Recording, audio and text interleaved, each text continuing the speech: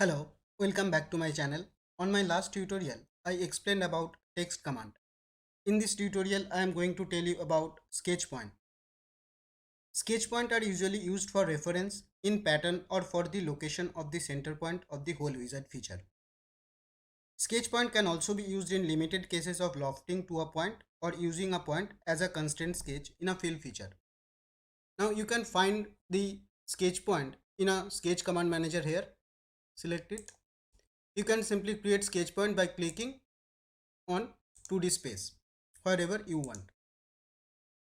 You can also define this sketch point by using dimension and relations.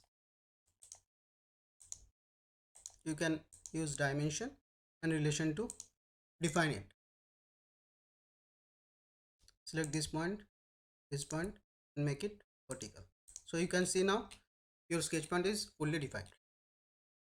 You can also use the sketch point as a virtual sharp if two sketch entities do not actually intersect because of fillet or chamfer.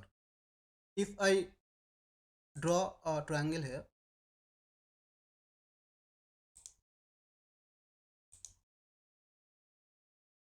fillet these corners. Okay, now if you want to dimension from its virtual sharp, you need these points.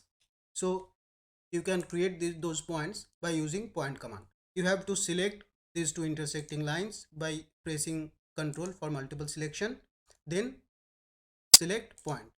You can see you created this virtual sharp point. Similarly, you can select this line and select point. Now you can dimension this triangle from its virtual sharp.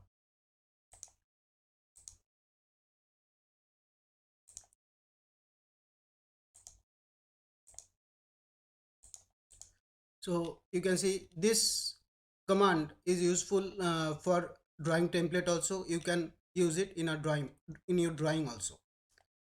So that's all for this tutorial. For more tutorials, don't forget to press the subscribe button and bell icon. See you in next tutorial. Bye.